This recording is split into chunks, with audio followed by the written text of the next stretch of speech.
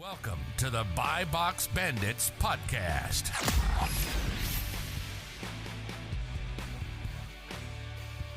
What's up, everyone? Welcome back to the Buy Box Bandits podcast. Today we have our guy, Sadano on. He's actually done over $1 million in sales on eBay and on Amazon individually. So we're excited to talk about all that, what he likes better, experience with all that, and everything. Thanks for joining us, man. Yeah, for sure. Thanks for having me on your platform, boys. Cool, of course, man. So we were just talking about Proud again, and he's got the good studio, so the YouTube viewers are blessed as well and everything. No, what'd you call it? You called it stew? Stew, yeah, get in the stew, man, and everything. And so we've followed each other for a while, but I don't know too much about you, to be honest, and everything. So you want to bring us back to how you got going with reselling and all that? Totally, bro. Yeah. So a little bit about me. My name's Zach. I'm from New York. I'm 24. I actually got into reselling when I dropped out of college in like 2019, finished out the year, and probably like 2019 in like over the summer, so like June, July, I started getting into just garage sales and thrift stores. Because like I said, I dropped out of college just because it wasn't for me. Got into like Gary V's content, and he was just shilling. Like if you're a college student with no money and you got time, start hitting up some like garage sales and thrift stores and just see like what you could flip. Yeah, so that's literally what I started with. At the time when I dropped out of school, I just started working at this wing place in my town, just like doing delivery, and was doing that like 6 days a week. And just started getting into like garage sales a little bit. After I got my first couple sales, I started like really getting interested, just because I was only putting in a couple hours after work or on the weekends, and like I was finding a decent amount of items. I was flipping. I never really got into books, but I was always flipping just like kitchen appliances or just like DVD players, VCRs, all that type of stuff. I started going to garage sales. With my first one I started with like just $150. First garage sale I went to, I got like these 3 lanterns, just like these propane lanterns. Got them all for like $20. Ended up selling one for like $130 plus shipping, one for like $75 plus shipping, and one for like $30 plus shipping. And that was like my first garage sale that like I did pretty decent. And I was like, wow, like this only took under an hour. Like if I could do this full time, sky's the limit. So yeah, got into eBay in like the middle of like 2019. Didn't start taking it like seriously till like the beginning of like 2020, when COVID started like taking off. Then like just everything was reselling. And I was in some Discord groups, so everyone was just posting bolos. Not as much like now as there's like formal groups with like providers and stuff, but I was just it was kind of like a thrift store and garage sale Discord, and then it kind of evolved into more of like a formal reselling Discord. But yeah, when we started, it was just like a group of homies, like you guys always talk about, that we were just flipping garage sale items. And then like the pandemic items started taking off, so everyone started getting into that stuff. And then how'd you start doing Amazon stuff? Yeah, so I got into Amazon. So I originally started with eBay, and I tried to open a Amazon account probably around like March, April 2020, when I was already selling on eBay, getting some decent traction. And so I actually tried to open the account, and like that next day I just got the account deactivated because I didn't like verify my address correctly within like the 24 hours. So yeah, and I didn't know what to do after that.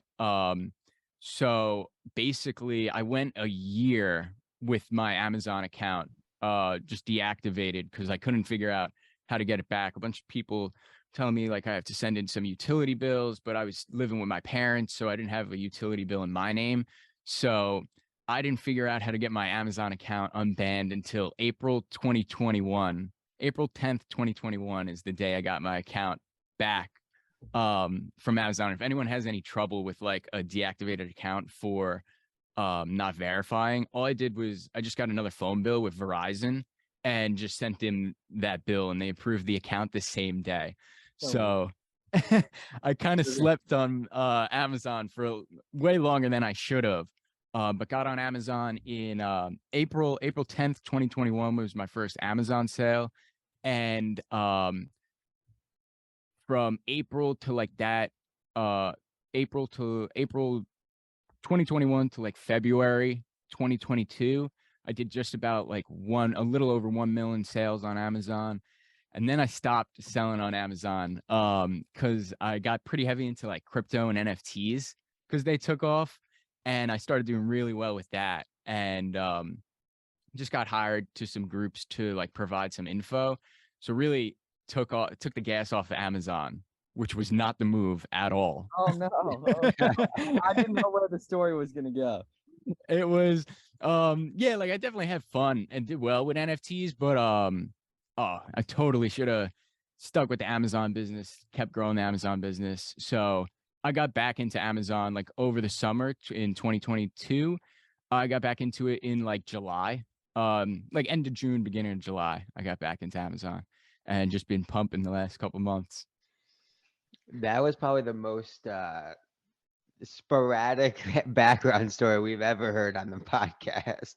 You have had a little bit of everything. So as you were building up that, I don't even know where to go after that. I mean, that's everything. As you were building up that eBay, what did that look like, right? How did you start sourcing items? How did you start buying them? What did that process look like?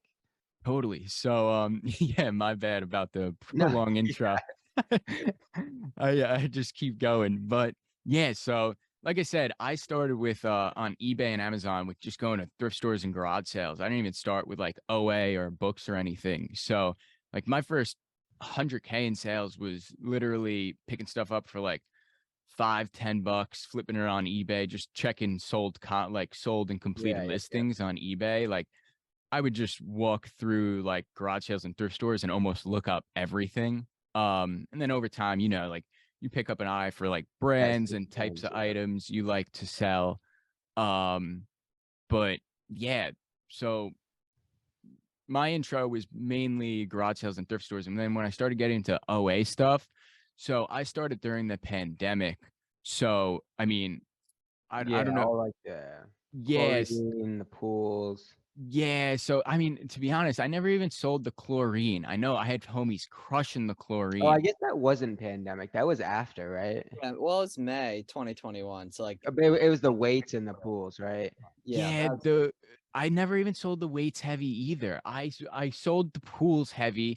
I was also selling a bunch of other stuff like just webcams and like hair clippers and printers and stuff.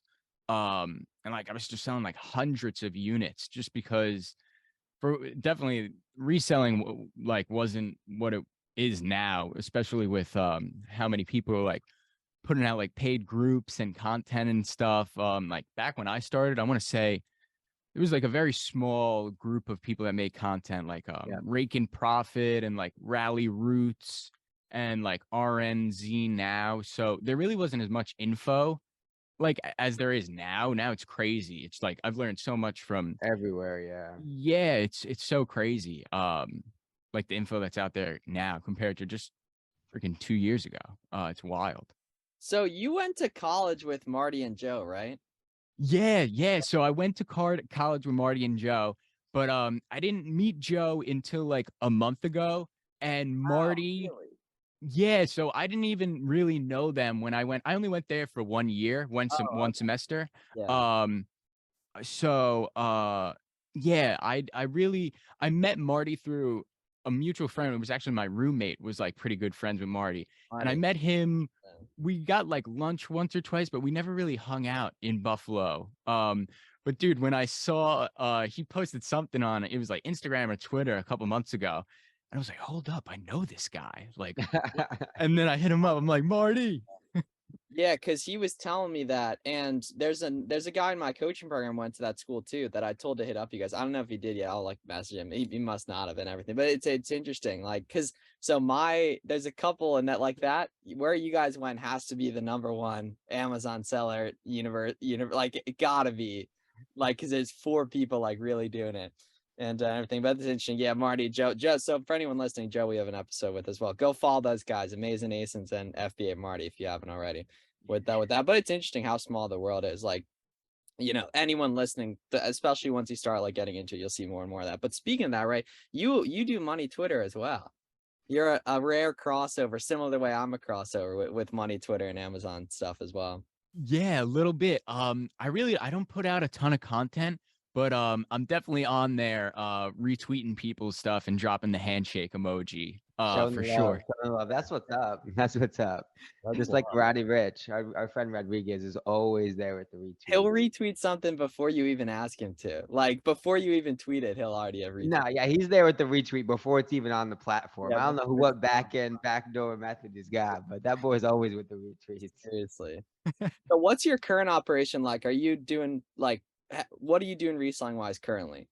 Yeah, totally. So current operation, like I said, I got back into Amazon like July 2020, couple months, like 5-6 months ago. So I don't have like a crazy big operation. I did 70K in sales December, and I've done like 40K in sales this month. Nothing crazy.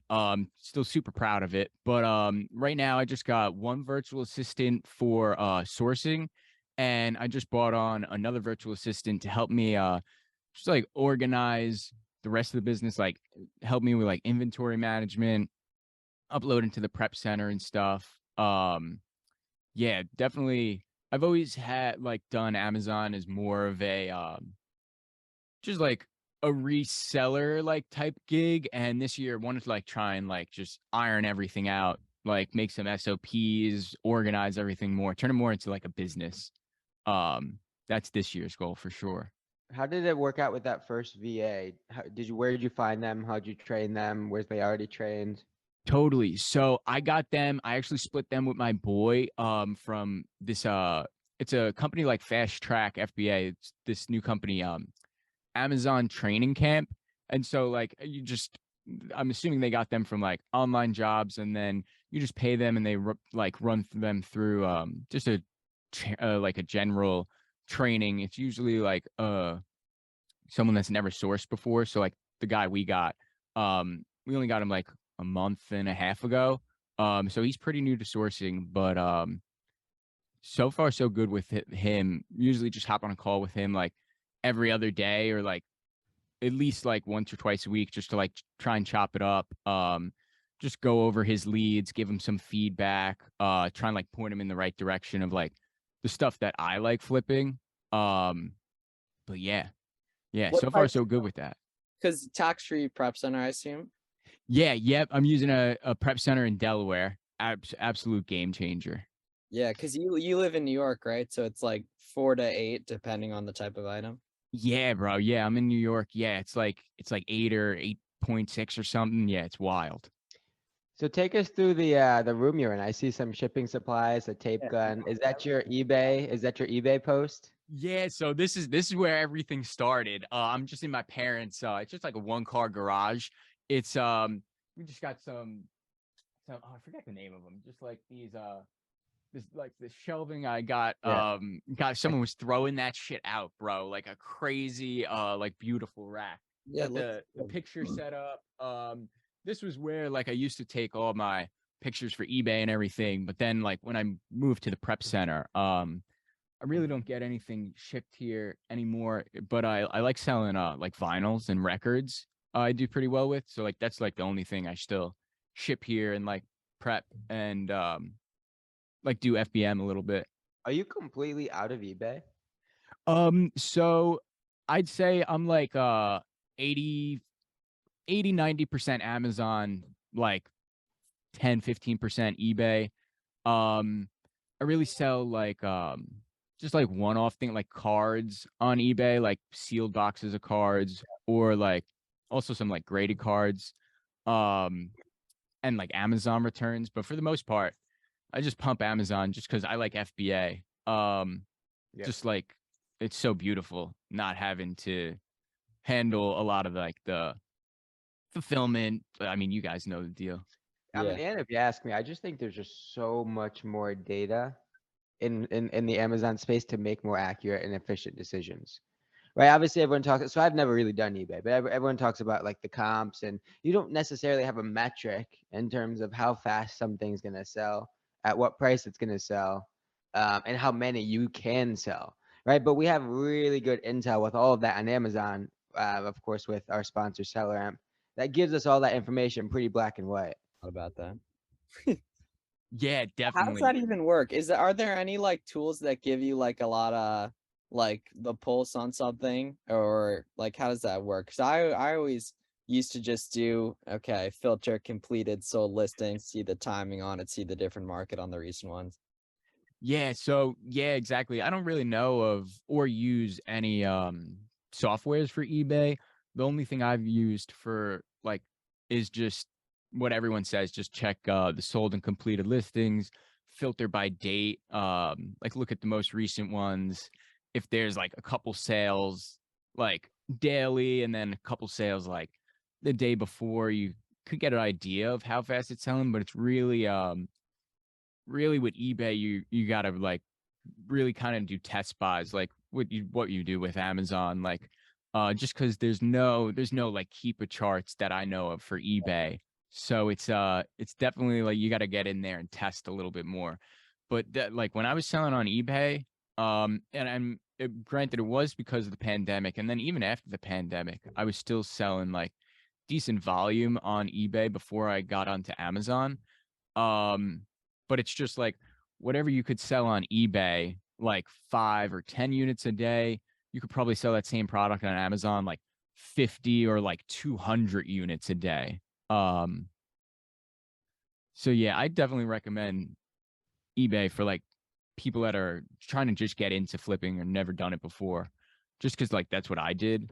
Um, It's interesting though, because the data's got to be there, right? There's the information's got to be somewhere in the back end of eBay in terms of what the metrics are for a But specific product. it'd have to be stuff where the UPC matches though, and people specify that the UPC, because you know what I mean, because you make your own Oh list. wait, everyone sells on an oh Yeah, yeah, well, I guess no, so that's a, PS5, it's different, right? You probably have to specify the UPC matches on a PS5 or something like that, right? Yeah, I'd assume. And I don't know and everything, but yeah, you're rewarded with that lack of data with better margin though. Potentially, there's and you can do used items. There's no ungating and everything like that. less headaches, less all that stuff, right? Well, But not also less necessarily. customers.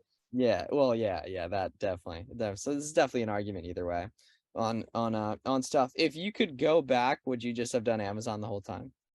um, if I could go back, I think, no, I definitely like just learned a ton. And like it was good to learn with eBay just because, um, just it was a lot cheaper mistakes because I was making mistakes with items that I bought for like $1 to like $10. So I definitely liked it. For learning, I definitely wish I got on Amazon way earlier than I did. Um, definitely should have got on top of trying to get the account like reactivated way quicker than I did, but just blessed to just be in the I space. mean, hindsight's always 2020. Amazon wasn't popping, or wasn't really popping that back then, so you had no way of knowing, and you were still making money, right? So you live and you learn. What does the next couple of years look like for you? Are you trying to take Amazon to the mood, content? What's the game plan? Yeah, totally. So definitely this year I want to just get into like making content a ton just because never really did that. Totally been sleeping on it. Make content about Amazon and just like about just like business in general and like credit. I like credit too. Just like talking and learn about business credit. Super interesting. And as for the Amazon business, yeah, I'm looking to, like I said, turn it more into like a business. Hire hire out a little bit more. And make it so like I'm working more on the business compared to like in the business. A lot of people talk about right now, like I work a ton in the business and I want to like pull myself out, really get the right people on the team. I don't like calling them VAs. I like just calling them like teammates or whatever. But just like building out a really solid just team to help scale it and just like manage the store better. So you talk about working in the business. What does that look like for right now? How long are you sourcing, buying, that sort of thing? Yeah, totally. So I do source. I have the VA, but I do a lot of sourcing myself. And I do all my purchasing myself. So probably on a normal day, I'm probably sourcing anywhere from like 1 to like 3 hours. And like usually just like hopping on with like some homies if I'm not talking to like my VA, Yeah. and just chop it up and source with them. So it kind of varies, but yeah, really looking to like bring on like a purchaser, to like purchase some items for me, just to like take myself out of that part. Um, but yeah, right now I really don't spend like crazy. I'd say anywhere from like 1 to 4 hours a day on the business. Um, And then logistically with the VA, do you just have a shared Google Drive that they upload leads to and you give feedback? Yep. Yeah, totally. Yep. Shared Google Sheets, and just every day I just go in there, highlight them like green, yellow, or red, leave some feedback of like what I like, didn't like. Um, yeah. What I Yeah. like, so I got a sourcing VA this week, and what I really like is how he's finding like all this new stuff and everything, like new brands, websites, all that. That I just like, I don't even know how he's coming across some of these. Yeah, dude, it's crazy. Like you would like I always think like the majority of websites out there, but yeah, same here. I always have like just websites I never even heard of that are like legit that the VA drops.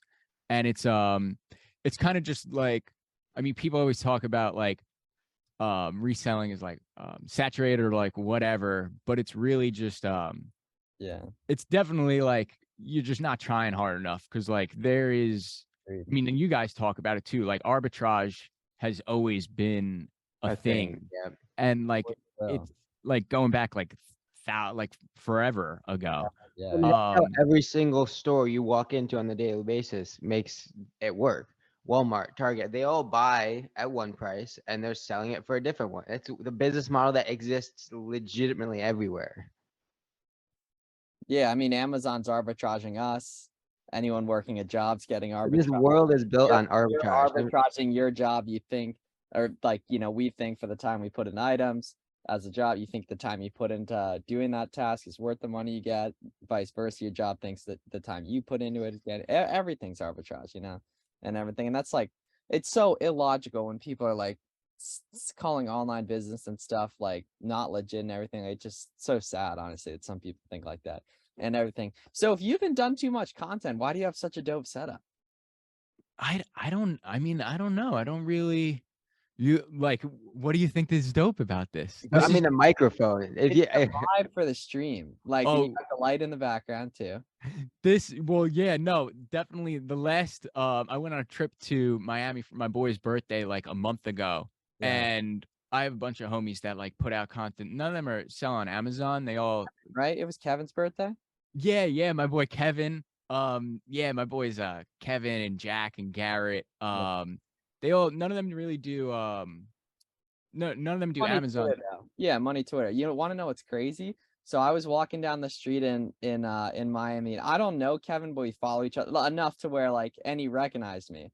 Oh, Actually, he was like, "Yo, are you Miles?" I was like, "Oh shit, that's crazy." Yeah, yeah. So Wait, those guys are good. Those guys are what's awesome. the last name? Kevin.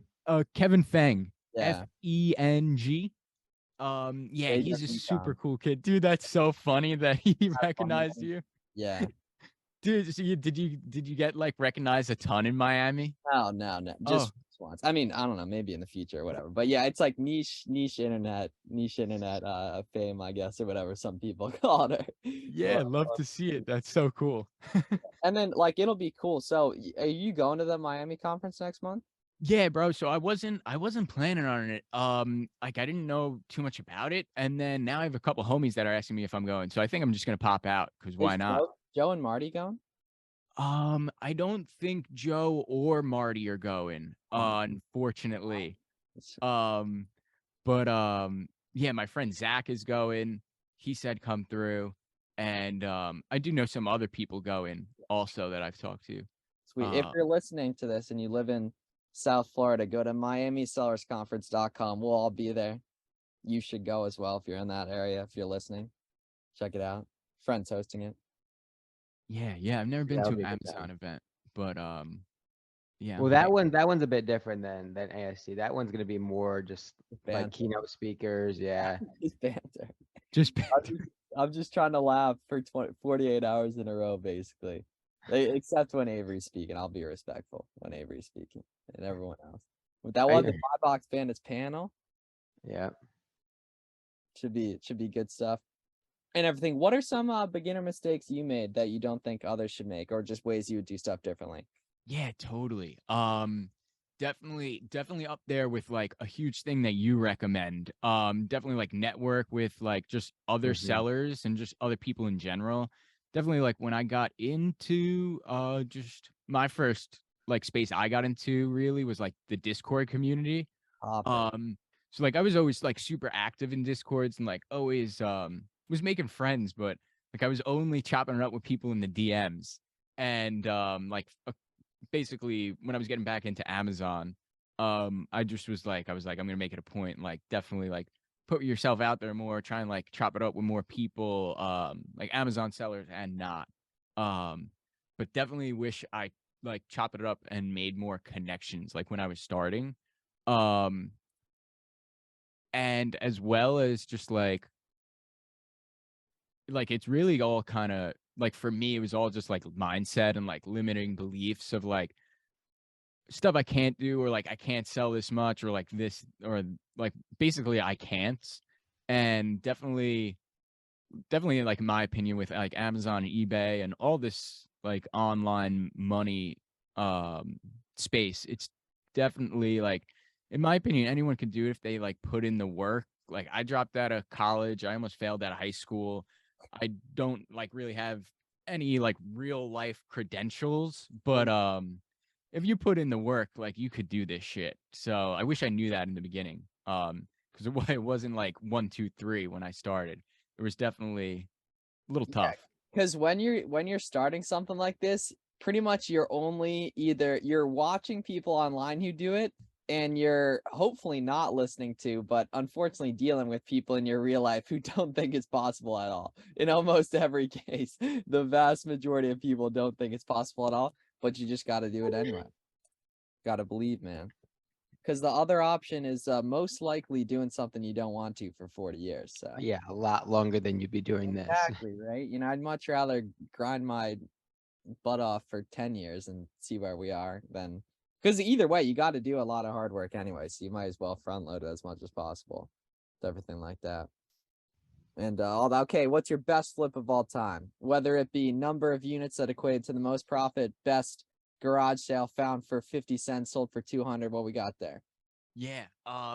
So I'll drop 2. So like my best garage sale flip was probably I picked up this like Gucci purse at a garage sale for $50 and it ended up being real and I sold it for like 1,300 on eBay. Oh, wow. Wow. Yeah. How'd you authenticate it? That's what I was just gonna say. Yeah. Yeah, so I like didn't know when I was buying it when I was at the garage sale. I had no clue. I was just You were like, there. oh, it's Gucci. Might as well flip the coin. I was like, it's Gucci. I was like, let me see how much they want. Like let me just ask. And they ended up saying like 70 or 80 or something. I got them down to 50. I ended up paying 50. Yeah. Didn't know it was real. And then I actually sent it in. I want to say I sent it into like the real. It's like a consignment like platform. I sent it in there. I forget like I didn't sell it on there because I sold it on eBay, but I'm pretty sure I got it authenticated through them and ended up just selling it on eBay and yeah, hit a huge lick on that. But when I was buying it, I had no clue it was real. But ended up being real and made like probably like 1,100-1,200 bucks off it. How much was And the authentication? so I forget like what like I totally forget. It was like 2019 or 2020. But I sent it into them and like they sent it back. Okay, so no, because you can sell used stuff on Real. I forget what happened with why they sent it back or like whatever, but I ended up just selling it on eBay, and it was definitely real. And then I like for a non-garage sale flip, probably Had to have been a pool of some sort. yeah, so like pools definitely did crazy revenue on like the 14 by 30s and like the 8 by 10s. And then also maybe like one of my crazy orders, I had like a order for like 100 hair clippers. It was like a $20,000 order, I think. That was during the pandemic, all in like one order. Like one person just ordered like 100 of these like wall hair clippers. Sus Um, shipping that order sus, man, because there's dude, so much on the line with it. shipping that was sus. I shipped it in like 4 or 5 gigantic Walmart boxes. Um, but I would have just canceled it. Be like, yeah, I'm gonna sell these individually. Cancel it, set up Well, max you order look at the quantity, and just buyer. keep Yeah, going. yeah. I would research the buyer probably Well, on because something like that, you know it's gonna sell, right? So you're not jeopardizing the sale of them. So cancel it, set the max order quantity, and just keep it. Miles, you want to talk some game about the max order quantity? Because I know you like Yeah, to. okay. So, if you're brand new, don't worry about this. However, if you're looking at a buy box on an Amazon listing or just stock counts, like where they keep stock counts, and it says max order limit in red, that means people are making money on it, right? Because they're setting a max limit you can place on that item to hide their stock counts from you and to keep you from black hat buyers buying a bunch, which actually doesn't happen anymore that much. We used to deal with that all the time back in the day, though, on Air Force Ones and stuff, which Yep. basically meant people were buying our stock and then automatically canceling them, which tied up our stock in the ether of cancels for a couple hours, and they were selling through regardless. But if you're ever making money on something, put a max order limit on it because it hides your stock counts. The way you do that is by going in Seller Central, clicking the SKU name, the random number or custom SKU you make in Seller Central, right? And then you hit edit listing on the left, and then right in the middle, or maybe a little bit down, there'll be max order quantity and put like a number between 2 to 5 on it. Don't overthink that, but do that on any good listing you have to hide your stock count right there. Like I was explaining to this, and I was explaining this guy in the DMs was asking me a question about how I determine listings based off stock, and like you can't use stock counts that much because anyone who's making money just sets order limits, and then you're really underestimating it if you are going off that too. And then there's a whole argument around like making sure you're buying stuff with enough volume so it really doesn't matter and everything too on that and everything. What's worst buy you've ever made? oh, worst buy I've ever made. Well, and you can't say garage sale stuff that just didn't sell because you paid $1 for it. So you didn't lose much. You just lost the time. Yeah. Worst buy I ever made. Oh, and to note, that sale that I made with all those clippers, that was on eBay, not even Oh Amazon. my God, dude. Oh, So you're wilding for shipping that. Yeah, I definitely would have. it's yeah, that was definitely a sketchy order, but it Yeah. all went well. But yeah, worst buy. Um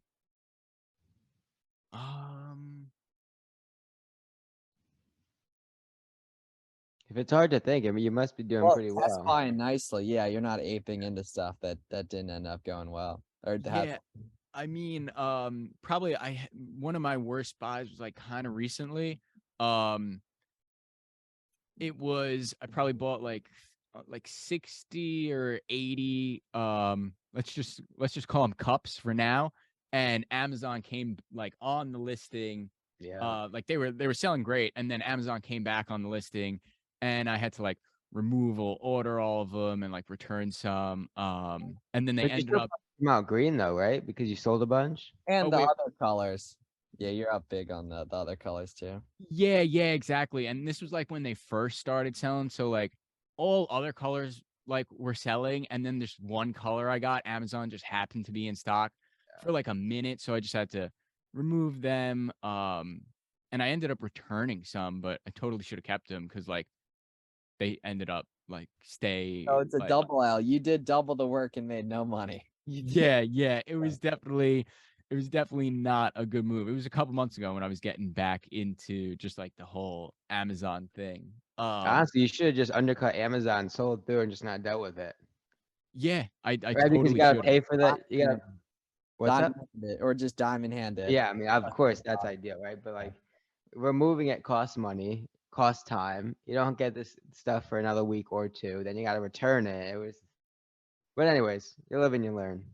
Yeah. Yeah, it was a sticky sitch.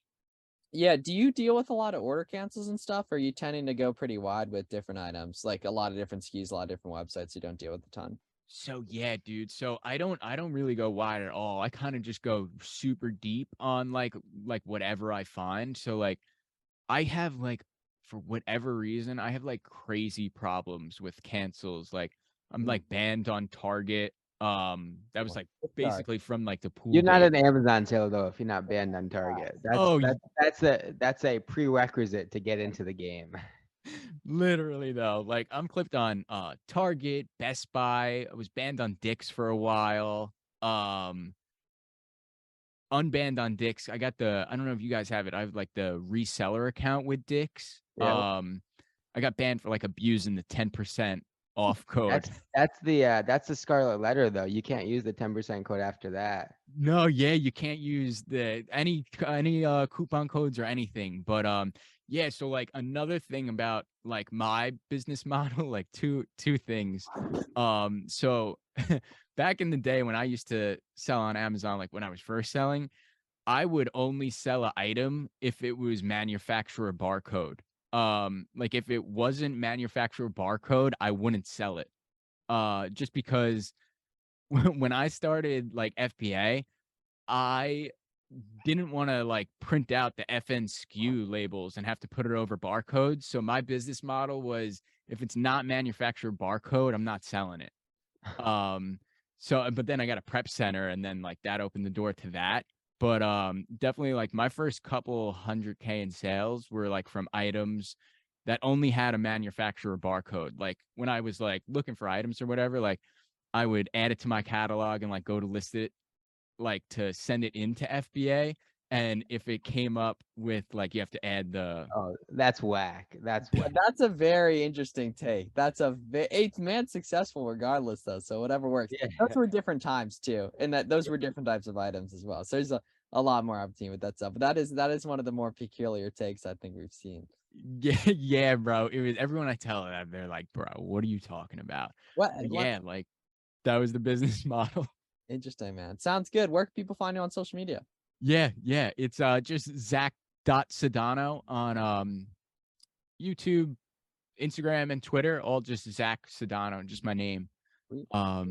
But yeah, boys, thank you for the time. Thanks no, for thank having me you, on man. your Thanks for coming on, bro. Yeah, with the studio, you got to get on video more, man. So definitely. dude. I know that's definitely this year's. And you got the radio voice for it too. Yeah, two straight radio voices actually. Now that I Yeah, think true. two straight New York residents too. Sweet. All right, go follow Zach. Thanks for listening. We'll see you guys tomorrow for another episode. Have a great night or have a great day or night. Thanks, man.